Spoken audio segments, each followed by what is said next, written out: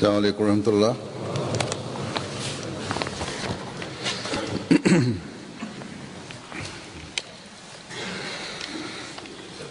أشهد أن لا إله إلا الله وحده لا شريك له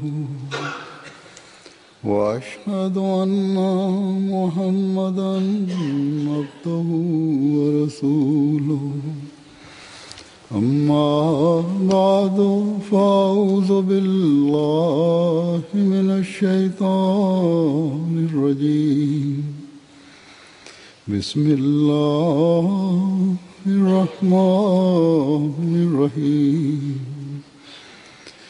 الحمد لله رب العالمين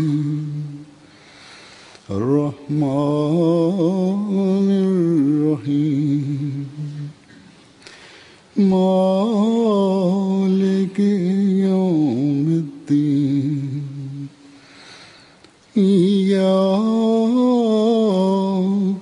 نعبد وإياك نستعين اهدنا الصراط المستقيم صراط الذين أنعمت عليهم غير المغضوب عليهم ولا الضالين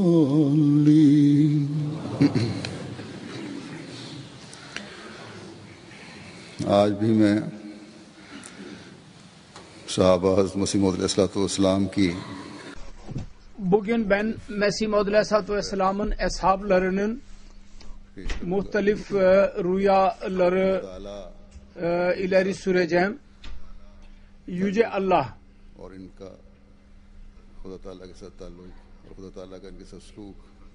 Yüce Allah'ın kendileriyle alakası nasıl idi ve Allah-u Teala'nın kendilerine karşı alakası nasıldı ve davranışı nasıldı onu beyan edeceğim. Bugün dahi Allah-u Teala kendilerine bazı nasihatler söylemiştir. Bazı bizim için dersler vardı. Onlardan da bahsedeceğim. Hazret Miya Muhammed Zahuruddin Bey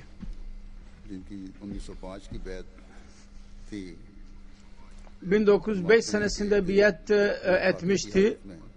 Der ki bir gün ben açlık içinde gündüz 12'de saat 12'de yatıyordum. Benim karım bana masaj yapmaya başladı. Ben uykuya daldım bu arada. Rüya görüyorum. Bir kadın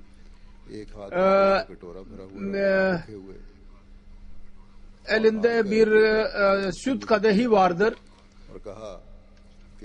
ve bana verdi ve dedi ki Miyacı ben bu sütü senin için getirdim. Sen bunu iç. Ben onu içmeye başlayınca kadın dedi ki bunda şeker vardır. Sen onu karıştır. Ben sütü karıştırmaya başlayınca rüyamda benim gözüm açıldı. Uyandım. Kadın benim karım bana masaj yapıyordu. Dedi ki sen korktun mu? Ben dedim ki hayır korkmadım, bir rüya gördüm. Gördüm rüyayı da anlattım karıma ve ondan sonra unuttum. Biraz zaman geçmişti, 5 dakika. Aynı şekilde rüyada gördüğüm bir kadının elinde bir süt kadehi benim evime geldi. Benim bir öğrencimin annesiydi. Süt kadehi bana verdi ve dedi ki siz bunu için. Ben içmeye başlayınca dedi ki içinde şeker vardır, bunu karıştır. Benim karım bunu görüyordu dikkatli bir şekilde, gülümseyerek dedi ki bu sizin rüyanızdır. Siz bana anlattınız biraz önce. Kelimesine aynen gerçekleşmiştir. Bazen Yüce Allah bu şekilde dahi rüyaları aynı şekilde gösteriyor. Hayırlı bir zatın açlığını gidermek için hemen Allah-u Teala bazı malzemeleri bir araya getirdi. Allah'a inanmayanlar desinler इत्तफाकी हादसा ki bu kendisi düşündüğü kadın süt getirdiği bir ittifaki bir hadiseydi diyebilirler. Fakat her iki tarafta ये इत्तफाकी हादसा नहीं हो सकता. Allah-u Teala rüyada verdiği haber tesadüf olamaz.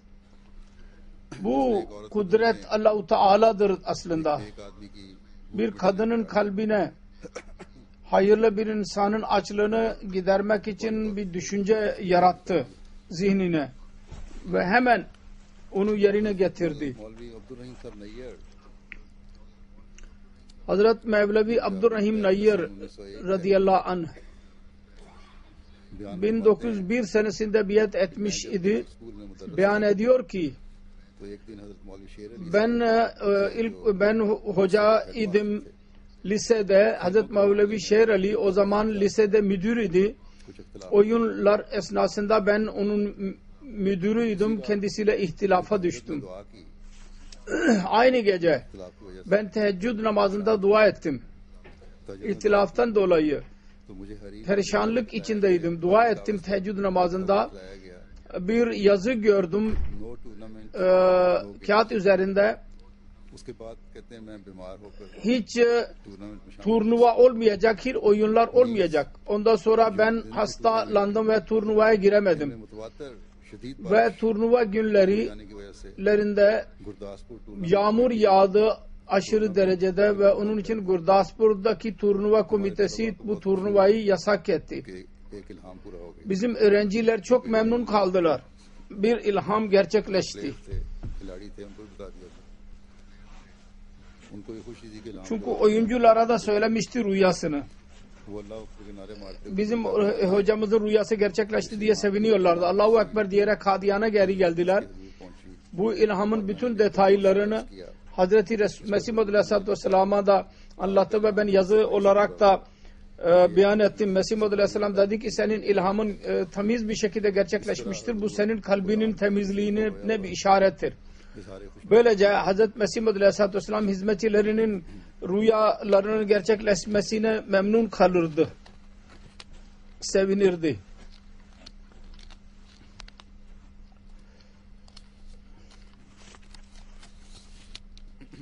हजरत शेख अता मोहम्मद साहब Hazreti Şeyh वारी वंजुआ Ata Muhammed Sahib Atvari Vinjwa दीवार का मुकदमा था beyan ediyor. तो हज तक तस्बिटाला Duvar duruşması varken Mesih Muhammed Aleyhisselatü Vesselam Batala'ya gitti mahkemeye. मुकदमा था. Kadiyan'da yani onun amcası oğullarıyla birlikte bir duruşma vardı. Duvar duruşması deniyor ona. Mesih Muhammed Aleyhisselam dedi ki her kim rüya görürse bana anlatsın. क्योंकि हजरत ने फरमाया Ve मुझे अल्लाह ताला ने फरमाया है çünkü Mesih Muhammed Aleyhisselatü Vesselam dedi ki Allah-u Teala bana söylemiştir. भाइयों के Sen Yusuf-e Sani'sin, ikinci Yusuf'sun. Yusuf'ler dahi kardeşler kendisine eziyet etmişlerdi. Mesih Muhammed Aleyhisselam dedi, Allah-u Teala bana dedi ki sen Yusuf-e Sani'sin. Ben de rüya anlattım. Bir कि अब्दुल्लाह को güzel karpuz yiyorum. वो खुश्क हो गई. Ona bir kısmını Abdullah'a verdim oğluma. O da kurudu. मगर वो Mesih Muhammed Aleyhisselam dedi ki bu kadından bir oğlan doğacak fakat doğmayacak. जिंदा होकर Onun için ben evimde bir çocuk doğdu ve 11 aylıkken vefat etti. Ondan sonra kadından bir çocuk doğmadı. इसका ख्वाब का उन्होंने उस वक्त ख्वाब देखी तो बताई. Bu rüya gördü ve anlattı. Khan साहब Mahkemeyle alakası yoktu fakat gördüğü rüya aynen gerçekleşti. Hazret Amir Han 1903 senesinde biat etmişti. Der ki बरोज जुमेरात मैंने ख्वाब में एक शख्स को Ocak 1917 yaşında Perşembe günü ben bir rüya gördüm. और मैं एक कुएं के पास मैदान में खड़ा था. Adamın birisini gördüm उसने घोड़े से उतर ve ben bir kuyunun yanındaydım. मैं बादशाह O adam indi atından ve dedi ki ben kralım ve Ahmet Ali benim adımdır. Benim için dua edilsin. Ben dua ettim. मेरे साथ दुआ में शमूलियत Dua için elimi kaldırdım.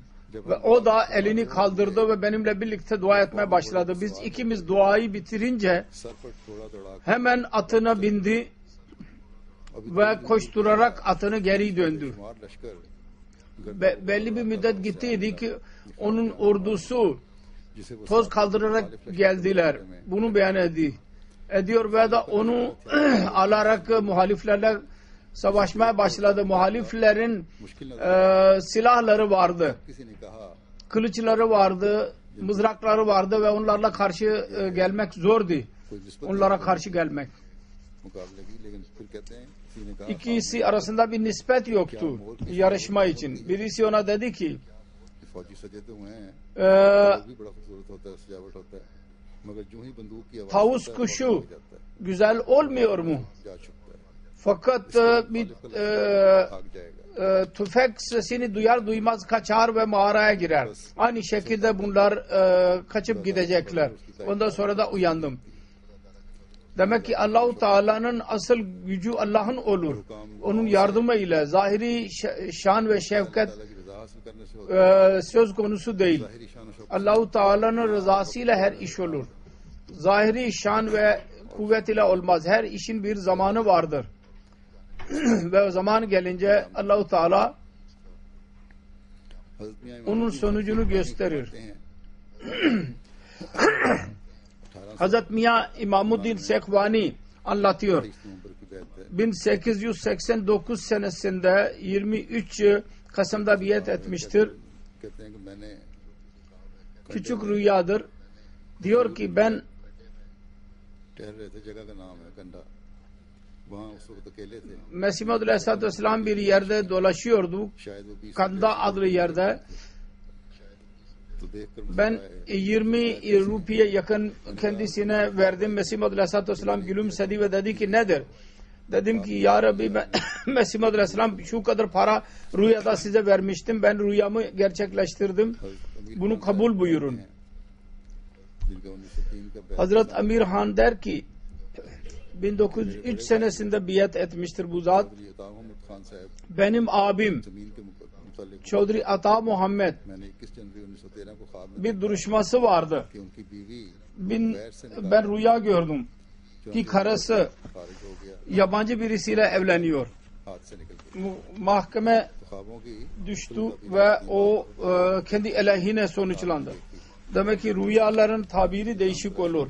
Bir rüya gördü फिक्रमंदियां भी ve ondan sonra da hemen suçlamaya başladılar ve üzülmeye başlarlar. Değişik tabirler olur rüyaların. Burada rüya gördü, karısı yabancı birisiyle evleniyor हज़रत अमीर खान ve साहब फरमाते हैं, toprak meselesiydi ve toprak elinden çıktı. Hazret Amir Han der ki 1903 इन्हीं की रिवायत आगे है। इनकी काफी biat 1903 senesinde biat etmişti. Birçok rivayetleri vardı rüyalarla ilgili. 1912 की रात मैंने ख्वाब में Der ki 1800 पैदा हुआ है। Aralık bir rüya gördüm. Benim evimde bir oğlan var. Ben onu göğsüme basıyorum ve salavat okuyorum है मगर दुबला और कमजोर है। ve tatlı dağıtıyorum. Çocuk güzel, yakışıklıdır ama zayıftır. अता किया 15 Aralık 1913 Allah-u Teala bana çocuk verdi. Hz. Mevlana Nuruddin radıyallahu anh ona Abdullah Han ismini koydu. साल की उम्र तक बराबर चली आ रही Çocuk zayıftır. 38 senesine kadar zayıf olarak kalmıştır. 24 yaşındadır şimdi diyor. Sonra aynısının başka bir rüyası vardı. है। फरमाते हैं कि 24 Hazret Amir Han ख्वाब के अंदर der ki हिंदू साधु 24 Kasım ben bir rüya gördüm. Bir Hindu gördüm. Hastaydı. Fakat जो अपने बदन की मजबूती नौजवान लड़कों को दिखला bedeni kuvvetliydi. Rahbani Bedenin kuvveti gençlerini göstererek rahip olmalarını nasihat ediyordu. उसे सोना जाहिर करता था। Ve और ये मैंने साधु से कहा gümüşü altın olarak gösteriyordu. मेरे इस कहने पर Ben ona dedim ki sen altın yap dedim. शेखी में Benim öyle söylemem üzerine biraz çekindi. मैंने उससे Fakat yapmaya başladı. अब मैं तेरे Ben ona dedim ki हकीकत जाहिर कर bak यानी उस ben şimdi senin altının gerçeğini anlatacağım. Yani onu ateş üzerinde kızartacağım ve ondan sonra da vuracağım. Ondan sonra utanarak bana dedi ki böyle yapmayın. इसके बाद मैंने उस साधु के Benim sırrım açığa vurulacak. Ondan sonra ben onun arkadaşlarına हटाने के लिए असल tebaasına tebliğ yapmaya başladım. aynı yoldan gerçek İslamiyet'in gerçeğini onlara anlatmaya başladım. Ve onun vasıtasıyla बगौर सुनता din किताब बयान हो रही है जब साधु öğrenmeye başladılar. असर हुआ तो उन्होंने Sadu'nun öğrencileri etkilendiği zaman हमें भी bana dediler ki किताब bize Mirza Bey'in kitabını bize oku. तो कहते हैं इसके बाद फिर मैंने साधु से मुखातिब होकर कहा कि देखो Ondan sonra ben Sadu'ya muhateben dedim ki bak, अगर इंसान उन्हें जायज Yüce Allah insana bazı güçler vermiştir. Eğer insan onları caiz olarak kabul ederse faydasını görür. Eğer o güçleri kabul etmezse zarara girer. रहम की Mesela Yüce Allah अब अगर एक insanda bir merhamet vermiştir. और जालिम Eğer mazlum mahkemeye giderse ve zalime ceza verdirmek isterse ve birisi şehadet vermezse होगा हरगिज नहीं o zaman ona जालिम को तो बहरहाल öyle yapmak caiz mi olacak? उसके लिए तो कोई रहम Zalime mutlaka ceza vermeliyiz. कहते हैं आगे मैं Onun için bir merhamet yoktur. यही कहता हूँ फिर उनको Sonra diyor ki ben rüya görüyorum. देखने के लिए दी हैं Aynısını söylüyorum. न ले Allah-u Teala gözler vermiştir bakmak için, eğer birisi bunları kullanmazsa zarara girecek. और उनसे काम ले Bakın eğer ना करे çiftçi पाएगा çiftlerinde gözünden istifade etmezse hangi fayda alacak? वो खुद बेख्तियार बोल उठे Bunu söylemesi üzerine onun öğrencileri dediler ki Allah-u Teala insana evlat yaratma kuvveti vermiştir. Eğer onu kullanmazsak बाद फिर मैंने साधु sevimli çocuklar nereden gelir? Ondan sonra ben Sadu'ya dedim, Hindu'ya dedim ki bakın onun müritlerine, अगर इनके पिता eğer bu Sadu'nun माँ बाप का मिलाप ना हो babası तो ये कहाँ से पैदा होता eğer birleşmeseydiler bu nereden doğardı? और कहने लगा Bu delil duyarak Hindu Sadu çok etkilendi पर किसी ने गौर नहीं ve dediler ki eski insanlar bunu iyi gördüler ve bu delillere bakmadılar. Fakat Mirza Bey her batılı yok etmiştir. तबाह कर दिया Her onu yalanlamıştır, açık olarak beyan etmiştir. चार मेरा बार रखा Ondan sonra ben dedim ki eğer bu doğru hayvanlar içinde caiz görülürse मखलूक की o zaman hayvanlar nereden gelir? दुनिया वाले इंसान Ve mahlukun yaratılış gayesi ve ma halaktul cinne vel insa yok olur.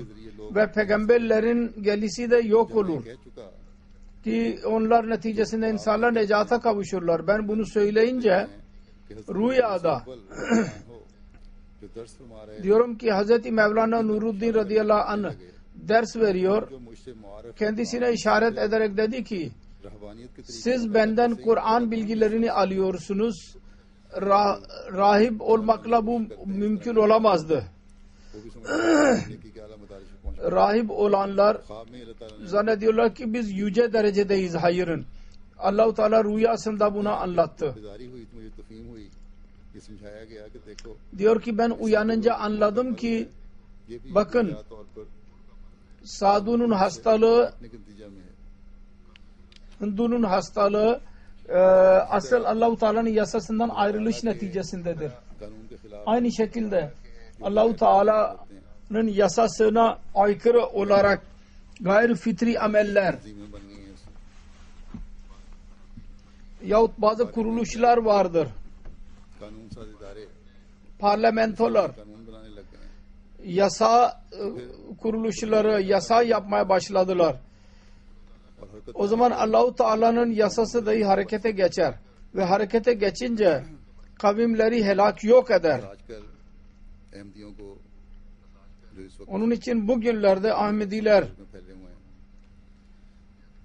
इनको भी dünyanın दुनियादार लोग हैं ülkelerin çoğunda bulunan Ahmediler dahi dünyadaki maddiyatı insanlar her gayri fitri işlerini नाम बनने के लिए बहुत ज्यादा इस्तिगफार करने की जरूरत है आजकल Ahmedileri de ona ortak etmek istiyorlar. Bizim de istiğfar eylememiz lazım ve onlara ortak olmamamız lazım. Hazreti Abdüssattar Bey, उनके 18 Abdullah'ın oğlu der ki कि मेरी बीवी ने ख्वाब सुनाई 1892 senesinde biat etmiştir. Benim karım bana rüya anlattı. मैं फता हुआ Mesih Maud Aleyhisselam bana 2 rupi vermiştir.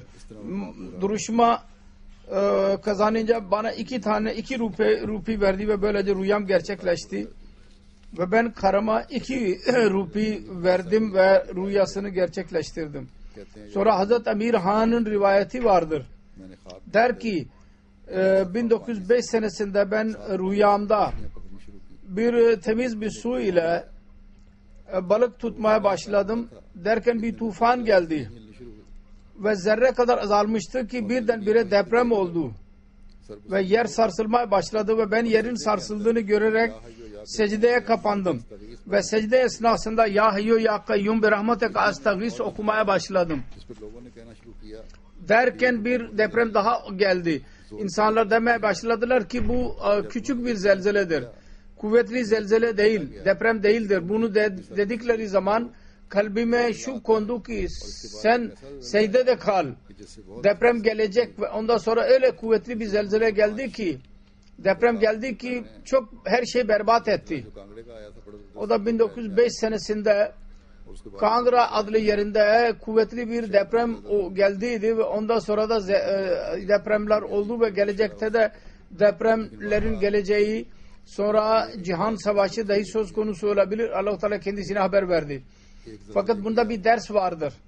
की हालत को देख के या O da şu ki को देख के bir depremi görünce, diğer afetleri görünce हमेशा insanın pervasız olmaması lazım. आगे झुका रहना Daima और उसी से Allah-u Teala'nın önünde başını eğmesi lazım. बचत हो सकती Ve Allah-u Teala ile alaka kurması gerekir. O zaman afetlerden korunabiliriz. है की और वफात की बहुत ज्यादा पेश O zaman Mesih Maud Aleyhisselatü Vesselam'ın bu zamanında depremler ve diğer afetlerin geleceği beyan edilmiştir. Bunun da işaret var ki bizim daima Allah-u Teala'nın önüne eğilmemiz lazım ve pervasız olmamamız lazım. Sonra Amir Han der ki 29 मई 1905 को मैंने ख्वाब में देखा 29 Mayıs 1905 senesinde ben rüya gördüm देखकर लोग एक दरख्त के नीचे ki bir yağmur vardır. इस ख्याल Onu से görerek कि कहीं ये दरख्त insanlar ना तो पाले मगर गरीब और मस्कीन लोगों ने दरख्त kaçtılar ve bir ağaca yaklaştılar. Fakat insanlar onun gölgesini ganimet gördüler ve kaçarak gölgesinin altına girdiler. Fakirler oraya gelince tufandan sahadaki insanların hepsi yok oldu. Bunun üzerine dilim üzerinde kelimeler böyle bitti kelimeler ki sonu böyle olan रुबाई ज्यादातर अंबिया को मानने वाले भी होते हैं उनकी fakirlere mukabil peygamberlere inananlar olur, fakirler olur ya ki zenginlere mukabil.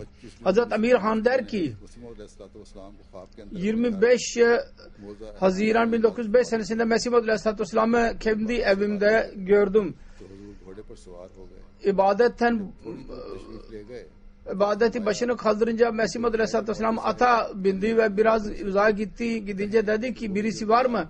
Hazreti Mevlana Nuruddin'e desin ki o da hazırlansın ve bu रुके में ये लिखा हुआ Mevlevi Bey'e versin benim yazımı. जो उसके Mektubumda yazılıydı ki filan साथ लेते हैं mesela para yahut mücevherler beraber getir. हुजूर से रुका O zaman ben arz ettim ki efendi ben hazırım. Ve Mesih Maud Aleyhisselatü Vesselam'dan mektup alarak hemen Mevlana Nuruddin'e anlattım. Daha yolculuk devam ediyor. Mekke'ye doğru gidiyoruz. Mekke'ye varınca orada küçük बीचों बीच बहते dağlar gördük. छोटी छोटी नालियां थी Ve orada taşlar gördük ve orada temiz su kanalları vardı. Ona görerek ben dedim ki bunlar Allah-u Teala'nın lütfudur ki su böyle akıyordur. Eğer bu kanallar deprem ile yok olursa su bozulabilir. क्या इसकी असल तबीर अल्लाह बेहतर जानता है लेकिन बहरहाल ये इशारा भी लगता है Bunun yorumu asıl nedir Allah bilir. Fakat bu işaret dahi vardır. आशिक Ki Hz. Resulullah sallallahu aleyhi ve sellem'in मक्का gerçek aşığının kölesi से Mekke'den इस्लाम की हकीकी bir gün mutlaka İslamiyet'in gerçek साफ करने वाली ve temiz तालीम से ve kalbi temizleyen दुनिया को भी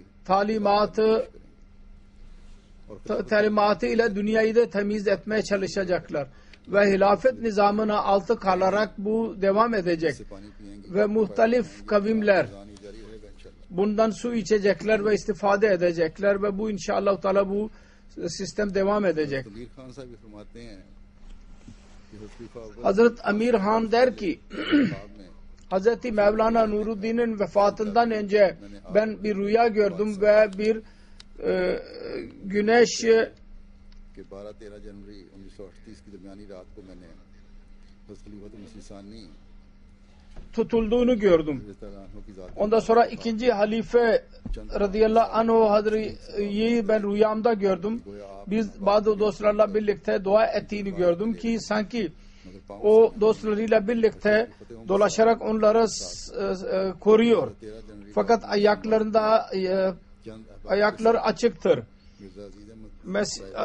Amirul Muminin birkaç insanlarla birlikte mübarek camiinde dua etti ve o dua ettisinin ilanı Çavdri Fateh Muhammed Bey ilan etmişti Mescid Mübarek Camii'nde. ये लिखते हैं कि सितंबर 1912 में Sonra diyor ki रज़ियल्लाहु अन्हु को Eylül 1912 senesinde birinci halife hazretlerini diğer arkadaşlarıyla birlikte rüyada gördüm. Diyor ki ये करीम सल्लल्लाहु अलैहि biz kabul etmiyoruz ki kafirler Resulullah sallallahu aleyhi ve sellem küfür etsinler ve biz emniyet içinde kalalım. Biz isteriz ki kafirler sövmeden önce yok olsunlar. Ben bu rüya Hz. Mevlana Nuruddin Hazretlerine anlattım. Huzur dedi ki mübarek bir rüyadır bu. 1913 की रात को मैंने Sonra yazıyor. 20 Şubat 1913 senesinde ben Hz. Halid bin Velid ve Zarar पता हासिल कर रहे हैं radıyallahu anh'u gördüm. Ellerinde kılıçlar vardı ve zafer üzerinde sarı federle elde ediyorlar ve insanlar önüne yeniliyorlar. Yazid dahi silahını bıraktı ve onlarla birlikte oldu. Hazret Mirza Muhammed Afzal वल्द मिर्जा मोहम्मद जलालुद्दीन साहब सफर जहलम के ज़िमन में फरमाते हैं Mirza Muhammed Celaluddin oğlu जानने Cehlum yolculuğu esnasında diyor ki 1895 senesinde biat etmişti. 1903 senesinde Mesih Maud Aleyhisselatü Vesselam Cehlum'e geldi. Ben oraya gittim.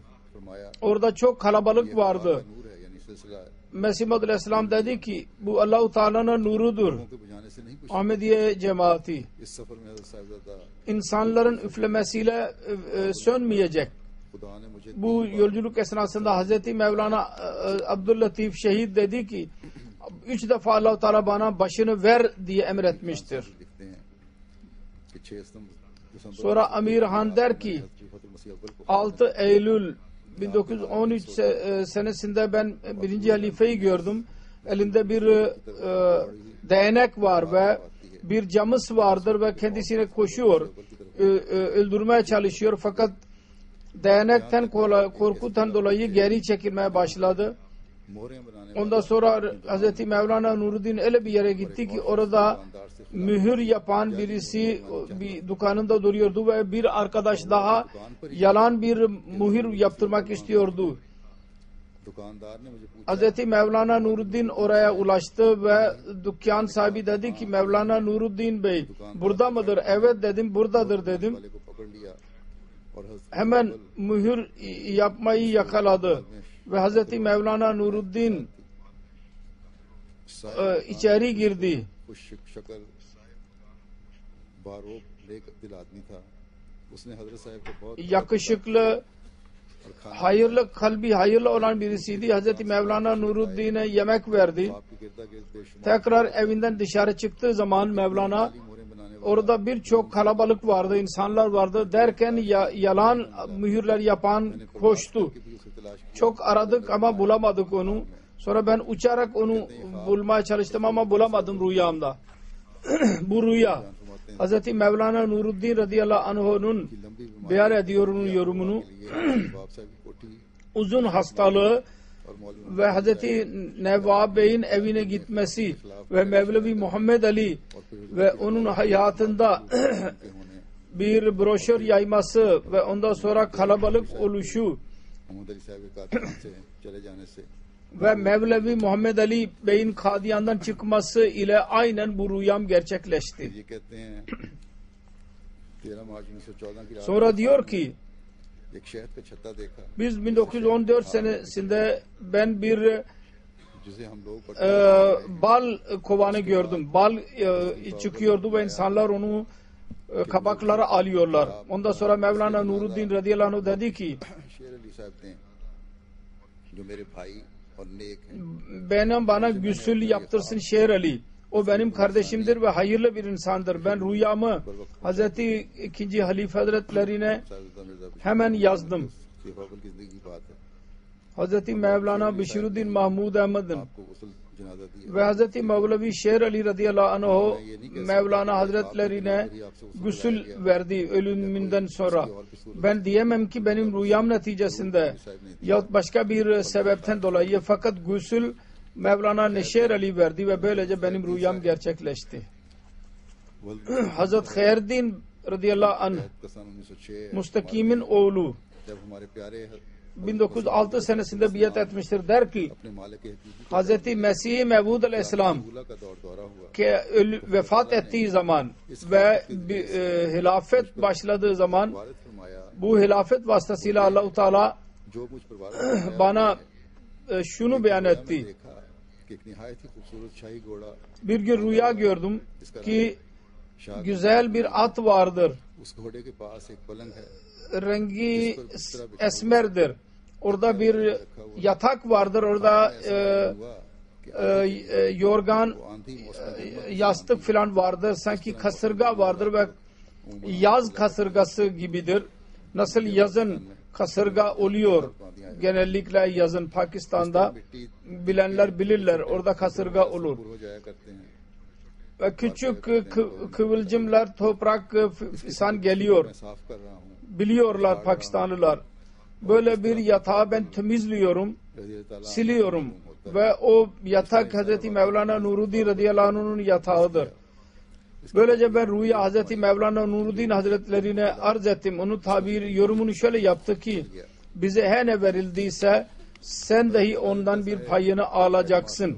मियां अब्दुल सत्तार साहब फरमाते Hazret Allah Ditta radıyallahu anh o 1898 की müdür Miya Abdüsattar'ın oğlu okul müdürü 1898 senesinde biat etmişti. Hazreti Mevlana Nuruddin'in mübarek zamanında हकीकत मेरी जिंदगी की ben güzel bir rüya gördüm. खबरी थी Benim hayatımın आज के दिन değişik durumlarının müjdesiydi. Yani hac günü teheccüd zamanında gördüm ki कि सुना है इधर से iki kişi konuşuyorlar. Birisi dedi ki यारों की शक्लें burada Resulullah sallallahu aleyhi ve sellem'in dostlarının şeklini görmek mümkün. हाँ जेलम की तरफ से नजर आती Arkadaşlarını. फिर उसने Dedi ki Celum tarafından görmek mümkün. Sonra dedi ki bak ben baktım ki bir saray vardır हो गए camdan ve siyah camlı. ने नबी Birdenbire yok oldular ve içinde व बैरान थे 4 tane halife Resulullah'ın halifeleri koltuk üzerinde oturuyorlar. Usman Güzel bir manzaraydı. Sonra o manzara yok oldu. Hazreti Osman'ı gördüm radıyallahu anh. Sonra o da dahi değişti ve Hazreti Ebu Bakır'ı gördüm radıyallahu anh. अच्छी तरह देखा Bu हजरत manzarayı ben çok gördüm iyi bir şekilde. कुल हजरत खलीफा Hazreti Mevlana Ebu Bakır Siddik bana çehresini gösterdi ve Mevlana Nuruddin radıyallahu anh'ın şekliydi. Benim kalbime geldi ki bu Hazreti Halifetul Masih'dir. Sonra ilham geldi. Ebu Bakır Nuruddin'in şeklindedir. मैंने Ve eshablar ölmeyecektir Nuruddin'i görmeyince. Ben Hazreti Mevlana Nuruddin'e yazdım. Bana dedi ki मुझे मुख्तलिफ औकात bu müjdelerden salih bir rüyadır. Aynı şekilde bana Allah-u Teala müjdeler verdi. मकाम Mubaşşerattan.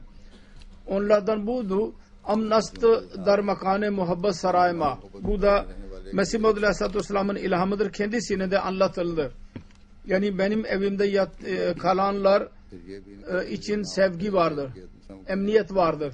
कि अब गया वक्त खजां आए हैं फल लाने के दिन Sonra खुदा के पाक अब गया वक्त खिजां अब आए हैं फलाने के दिन खुदा के दिखाती पाक लोगों को खुदा से नुसरत आती है जब आती है तो एक आलम को एक आलम दिखाती है gibi bu rüyada bu ilhamlar geldi. Yani Allah-u Teala'nın yardımı gelince bütün dünyaya bir mucize, büyük mucizeler gösteriyor demek ki. Ve Allah-u Teala ashablara da bunu göstermiştir. मुझे पुलाव खिलाया Sonra birçok rüya görüyor. Hazreti Osman radıyallahu anh bana pilav verdi. Hazreti Resulullah bana helva verdi ki dağıt onu. हजूर को Ben Mesih Maud Aleyhisselatü Vesselam'ın arkasında namaz kıldım. और मैं गड़े में था Su verdim kendisine. मेरा हाथ पकड़ Bir yüksek yerdeydi. Ben çukur içindeydim. Mesih Maud Aleyhisselatü Vesselam beni çıkardı. Mesih Maud Aleyhisselatü Vesselam gülleri, çiçekleri topluyordu. Ben de toplayarak verdim. Sonra hacca gittim. Mekke Mükerreme'yi gördüm. Kabe'ye tavaf ettim. Ve Beytullah'da meyve ağaçları orada çıktı. Hurma ağaçları vesairenin çıktığını gördüm. Sonra diyor ki benim rüyamın biteceği bana anlatıldı. Bazı büyükler dahi benim hakkımda müjdeler gördüler. Kazi Abdullah ve diğer insanlar rüya gördüler.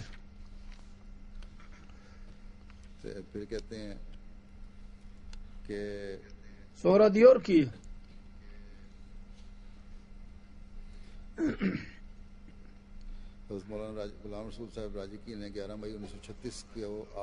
Hazret Mevlana Gulam Resul Raceki 11 Mayıs 1936 senede son Ramazan gününde teheccüd gününde gördü ki vali Kadiyan'a gelmiştir ve her mülakat yapanlarla Ahmedileri üstün tuttum. Bunlar mülakat yaptırıyor kendisi ve Mevlana, ben ve Mevlana birlikteyiz. Vali kendisini öldürmek istiyor ve benim külfetsiz alaka vardır ve ben ona diyorum ki Mevlana Bey tarafından hiç tehlike yoktur. Hz. Mevlana Gulam Resul'ün rüyasıydı. Onun tarafından ben sorumluyum. Aynı şekilde başka bir insan dahi gördü ki bunun hakkında rüya gördü.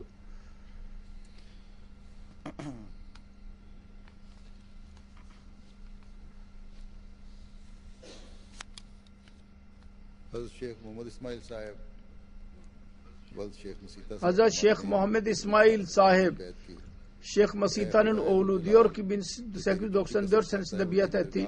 Ey benim Rabbim, her kim sana yalan yemin ederse merdud olur. Onun için senin güçlerine inanıyorum ve senin zatına yemin ediyorum ki sen ben günahkara sırları açmıştın. Ben senin yalanlı olarak bunu uydurduysam, bu hilamları sana isnat ettiysem yalancı bir şekilde sen bana ceza vermeye de muktedirsin. Ben gördüm ki rüya bir bahçe vardır, orada cemaatin insanları vardır ve fakirler bir tarafta vardır ve zenginler bir taraftadır. Zenginler kendi liderlerini Cenab-ı Mevlana Mevlevi Abdülkerim Sialkoti Hazretlerini seçtiler. Mesih Maud Aleyhisselatü Vesselam'ın hayatında gördü bu rüya. Ve Mevlana Nuruddin ile alakası vardır bunun. Hilafeti ile. Benim fakir beni lider seçtiler. Ve karar şöyle oldu ki ilk konuşma Hz. Mevlana Abdülkerim Sialkoti radıyallahu anh yapacak. Ve onun cevabını ben vereceğim. Hz. Mevlana kendi konuşmasında kendi hilafetinin delillerini ileri sürdü ve ben kendi konuşmamda Hz. Mevlana Nuruddin Berveni'nin hilafetinin delillerini ileri sürdüm. Deliller dererek ki Mevlana'nın konuşmasını reddettim ve ondan sonra Mevlana kendi hilafetinin delillerini verdim. Ben yine delillerine cevap verdim ve Mevlana Nuruddin'in hilafetini deliller vermeye başladım ki Mevla Abdülkerim atladı, sonra ikinci defa atladı, sonra üçüncü defa atladı ve Hz. Mevlana Nuruddin'in huzuruna geldi ve dedi ki ben size biat etmek istiyorum. Hz. Halife biat oldu ve tek başına bir ağaca dayalı idi. O rüyaya şahit Şeyh İrfani Bey ve Master Abdurrahman Meher Singh dahi buna şahittirler benim rüyamın. Hz. Mesih Maud Aleyhisselatü Vesselam'ın hayatında bu rüya gördüydüm ben. Bu hilafet ile alakalı olan rüyaydı. Allah-u Teala'nın lütfuyla daima Allah-u Teala bu rüyaları göstermiştir. Bu bugün değil, bugünlerde itiraz ederler bazı kimseler, bu rüyalar görüyorsunuz. Hazreti Halife evvel zamanından beri vardır ve ikinci halife hakkında ve ondan sonra her halife hakkında kısaca ben birkaç rüyadan bahsettim. Şimdi ben bundan sonra bir söz söylemek istiyorum. Bugün şu anda Sierra Leone ve Bangladeş iki ülke vardır. Onların celsa salanaları kurulmaktadır. Sierra Leone'un şimdi şu anda var, devam ediyor. Şu anda belki celsa vardır. Ve Bangladesh में पहला दिन जो है जलसे का हो गया। Bangladeş बांग्लादेश में bugün bu celsanın birinci günüdür. Bangladeş'te Ahmediye cemaati शुरू हुए एक साल 100 yerleşeli başlayalı bir sene, जैसा कि 100 sene geçmiştir bu sene. इस साल 100 साल İngiltere cemaatinin bu sene 100 sene tamamlanmıştır. तशक्कुर का प्रोग्राम बना रही है। İngiltere cemaati dahi teşekkür toplantısını hazırlıyor. Bangladeş cemaati dahi program hazırlamıştır जलसा सलाना भी ve onlara amel etmiştir. Jalsa Salana dahi o programın büyük bir kısmı idi. इस साल एक स्टेडियम पर Onun için onlar किराए पर bu sene बड़ी वसी bir stad जलसे का इंतजाम da kiraladılar ve orada toplantıyı hazırladılar ki kolay bir şekilde bütün programlar yapılabilsin. हो सके। Kolay orada insanlar yaşayabilsinler. İnsanlar çoklukla katılabilsinler. तैयारियां मुकम्मल। Celsanın düzenlemeleri, परसों hazırlıklar tamam idi.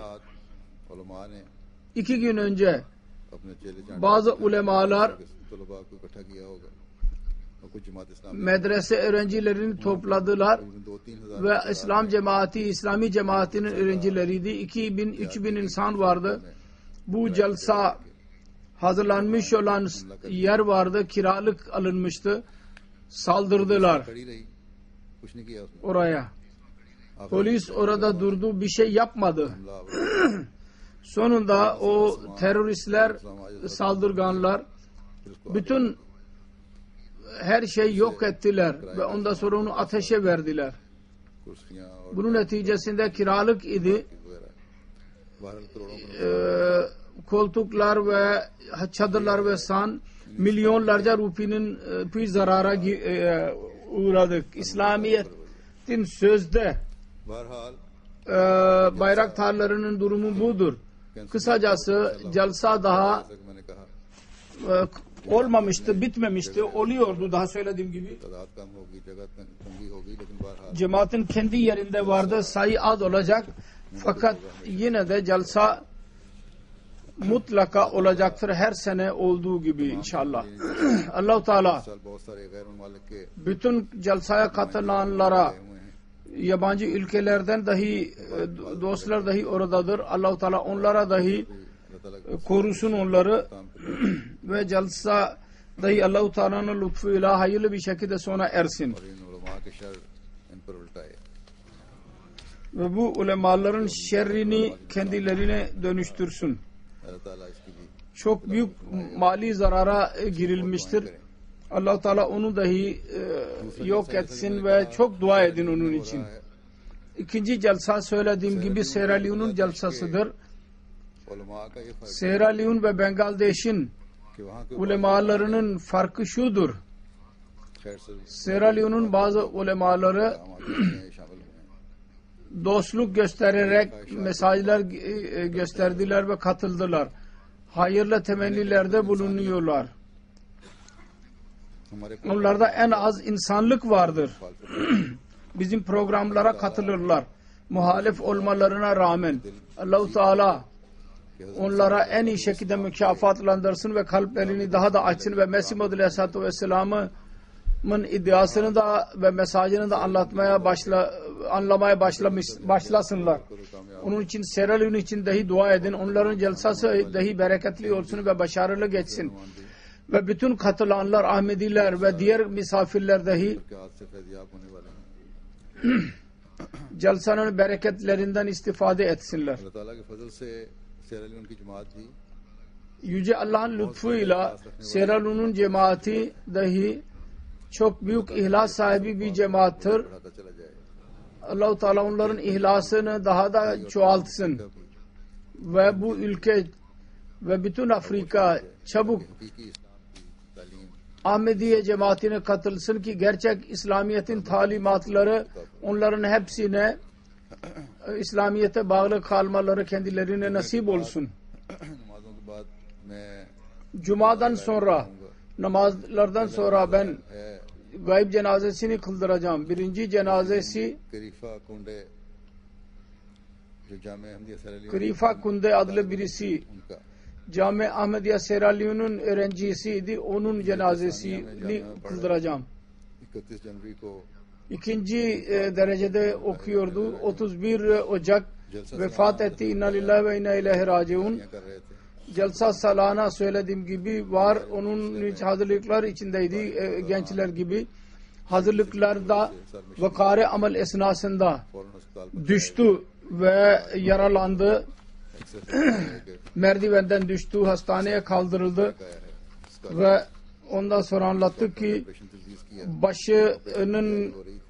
başında yara almıştır. वफात हो गई Ameliyat hazırlanıyordu ki ondan önce vefat etti. İnna lillahi ve inna ileyhi raciun. गिनी कोनाकरी से Sierra Leone'un komşu ülkesi Guinea Conakry'den मौत ने एक मुखलिस Cami Ahmediye'ye gelmişti. Çok hayırlı, ihlas sahibi ve iyi bir çocuktu, öğrenci. जब उन्होंने वक्फ करके Kendi अहमदिया पढ़ने tek başına Ahmediydi bütün ailede.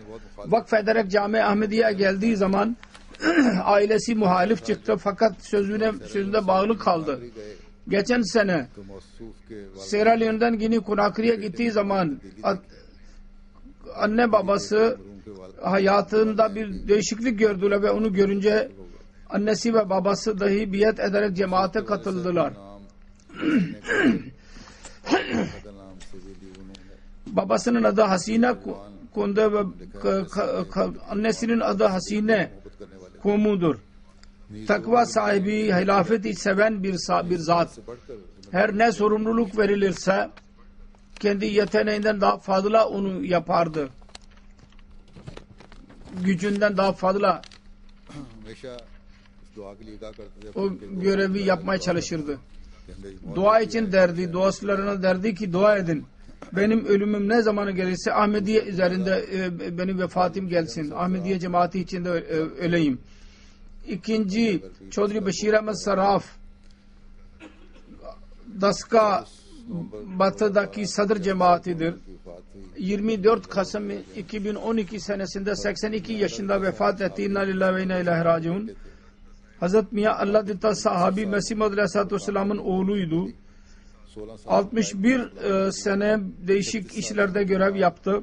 16 kaid meclis, 36 sene mal sekreteri, 25 sene sekreter iştahlata, 25-23 senesinde sadr cemaat ve 10 sene amir halka kaldı. 40'ten daha fazla defa 100 मसलात को 40 şuranın temsilcisi olarak o gitti. Namaz kılar, teheccüd kılar, misafirperver, hilafeti çok seven bir zat idi. नेक और Ve fedakarlık özveride bulunan birisiydi. Hayırlı ve bir insandı. Muttaki bir insandı. 3 halifeye hizmet etmek kendisine nasip oldu. Birçok eshablara ve cemaat görevlilerine खिदमत तौफीक hizmet etmek nasip oldu kendisine. जगह लेकर मस्जिद तमीर करवाने की तौफीक भी मिली Daska'da büyük bir yer alarak cami yaptı. की शख्सियत से मुतासर Hiç korkmaz bir insanıydı. Gayr Ahmediler kendisinden etkilenmişti. 3 defa asiri Rahim Mevla olmak nasip oldu kendisine. 3 बेटे याद रखो अल्लाह ताला याद Kırası ve 3 kızı ve 3 erkek bırakmıştır. Allah Teala derecelerini yükseltsin. डार साहब 3. cenaze फरवरी Abdülgafar Dar Bedir 5 Şubat 2013 senesinde vefat etmiştir. İnna lillahi ve inna ileyhi raciun. बिल्कुल ठीक Rawalpindi'deydi. बात नहीं थी Son ana kadar iyiydi. Bir şey yoktu. बुढ़ापे के Tehlikeli olan ठीक थी उनकी sonuna kadar की उम्र होने के बावजूद yaşlılığa rağmen iyiydi. 97 yaşına olmasına rağmen merdivenlerden yukarı çıkardı. Ve ölüm günü 6:30'sinde yemek istemiyorum. 10 बजे के करीब जब आपका Gece bana uyku ilacı verin. Torunu yanına gittiği zaman bedeninde bir hareket yoktu. O zaman vefat etmişti. O zaman hastaneye götürdüler. Doktorlar dediler ki vefat etmiştir. है आपका 1916 senesinde doğmuştu. खानदान कश्मीर के Asnur'dan idi, Kaşmir'den. आपके Kaşmir'in ilk ihlas sahibi olan bir ailedendir. Kendi dedesi Hazreti Ömer Dar ve babası Hazreti Abdülkadir Dar इसी तरह आपके चचा हज़रत अब्दुर्रहमान साहब Mesih Maud Aleyhisselatü Vesselam'ın eshablarından idiler. Kendi amcası Abdurrahman dahi eshablardandı. हमजुल्फ मरहूम मोहम्मद Dedesinin मोहल्ला के bacanağı Muhammed Ramzan Bat Keşmir'deydi, Siyalkot'ta, Keşmiriye mahallesinde. आना जाना हुआ Allame İkbal'ın mahallesinde Kabutra Vali Camii'sinde gitmeye başladı. Hazreti Mevlevi Abdülkerim Siyalkoti radıyallahu anh'unun tebliği neticesinde मौलाना dedem Kadiyan'a gitti. Hazreti Mevlana Abdul करीम साहब Gulam Resul Dada साहब मरहूम से कहा Abdülkerim radıyallahu anh आप अपने dedeme dedi ki, dedesine dedi ki, Haca Bey, siz vatanından bir evden çıktınız. Hac için çıkmıştı fakat hastalığından dolayı oraya gidememişti. Vebadan dolayı. में आ चुका है हजूर Hazreti İmam Mehdi Aleyhisselam ortaya çıkmıştır. Mahdi को ना सिर्फ कबूल Mesih Maud Aleyhisselatü Vesselam'ın emri vardır. İmam Mehdi kabul etmekle kalmayıp सलाम पहुंचाना वाजबात में से Resulullah sallallahu aleyhi ve sellem tarafından kendisine selam vermek vaciptir. Onun için Waliullah ने siz benimle birlikte Kadiyan'a gelin. उनकी जियारत करें उनको परखें İmam Mehdi olduğunu iddia etmiştir bir zat. Onu görün ve araştırın. Onun için Kadiyan'a gitti. Oraya gidince Hz. Mesih Maud Aleyhisselatü Vesselam'ın meclisinde मजलिस सवालात camide meclis vardı. हजूर Sorular soruyorlardı dostlar ve Mesih Maud Aleyhisselatü Vesselam onlara cevap veriyordu.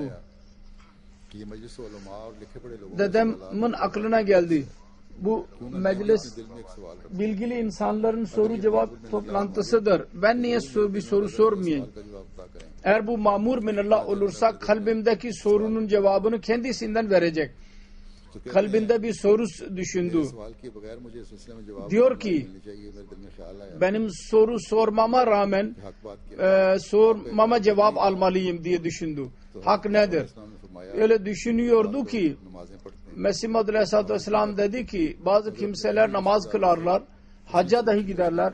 Fakat हालांकि ये अमर akrabalarına iyi muamele yapmazlar. Halbuki bu amel açık olarak İslami talimata ve takvaya aykırıdır. जवाब मिल गया Bunun için dedi ki benim sorumun cevabını aldım और फौरन ve biat ettim ben. को Ve hemen kendi damadıma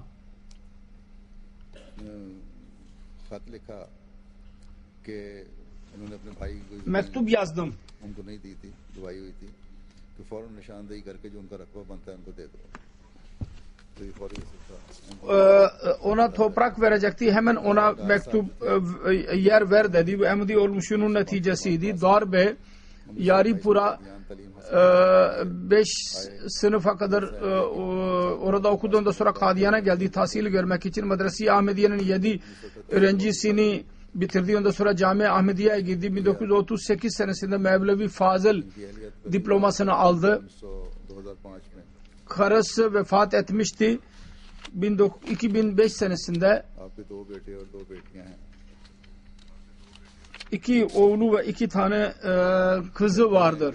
मेरी आवाज अच्छी थी गफार साहब की बड़ी Diyor ki ऊंची आवाज थी sesim iyiydi, प्रधान भी थे sesi yüksekti, खलीफा sesi güzeldi, çekici. ऐसा हुआ जहां मुझे Hazreti Halifetül Mesih Sani'nin zamanında bir toplantı oldu. Rahman साहब खादिम Ben orada bir nazım okudum. सुनाई Hazreti Malik Abdurrahman Hadim'in bir nazmını okudum. उन्होंने लिखा ये Mesih Maud Aleyhisselatü Vesselam zamanında.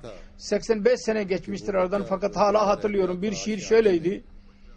Bir çocuk tek kalmıştı. कि वो बच्चा जो Aşiyane de 2. halife hakkındaydı. के फजल से उसके हुए हैं बालों पर पैदा कहते हैं मैं नज़म पढ़ते हुए एक दफा इशारा करता था Şimdi o çocuk büyümüştür. और एक Bunu okuyarak ben 2. halifeye işaret ediyordum. Ve insanlar vardı ve onlar naralar attılar. एक दफा खलीफा सानी के Bu şiiri okuyunca. मैं Bir defa 2. halifenin hadisesini anlattı. कि मेरे वालिद साहब बीमार हो गए कादियान में तो मैं Benim babam hastalandı Kadiyan'da. खलीफा सानी से मैं गया İlaç almak için gönderdiği 2. halifeden ben gittim. 2. halife dışarı çıkıyordu. Ben arz ettim. दवाई दी बड़ा Benim babam hastadır, ilaç istiyordu. Geri gitti ve ilaç verdi. çok seviyordu bu aileyi ikinci halife.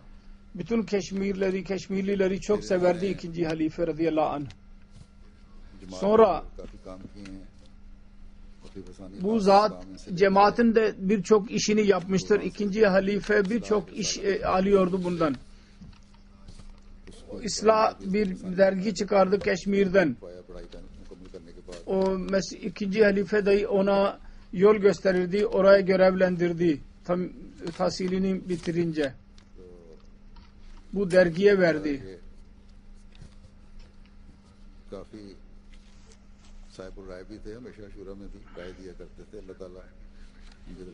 Şurada dahi düşüncesini ileri sürerdi. Rüyası doğru, düşüncesi doğru olurdu. Allah-u Teala merhamet eylesin. İkinci halife radıyallahu anh Şura'nın hayatı boyunca bunun Şura'nın üyesini yapmıştı ikinci halife. Bunun torunu der ki bize namaz için derdi ve sorardı namazda ne kadar zaman baki kalmıştır. Halifelerle olaylarını anlatırdı. Allah-u Teala derecelerini yükseltsin. Söylediğim gibi 3 cenazeyi namazdan sonra kıldıracağım.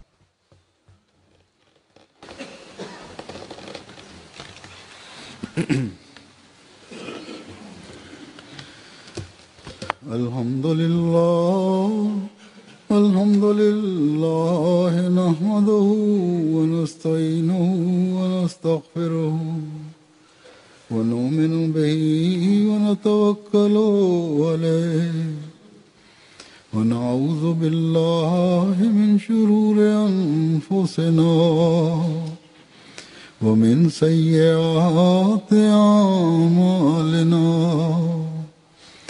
من يهده الله فلا مضل له ومن يضلل فلا هادي له ونشهد أن لا إله إلا الله ونشهد أن محمدا عبده ورسوله عباد الله رحمكم الله إن الله يأمر بالعدل والإحسان وإيتاء ذي القربى وينهى عن الفحشاء والمنكر والبغي يعظكم لعلكم تذكرون اذكروا الله يذكركم وادعوه يستجب لكم ولذكر الله أكبر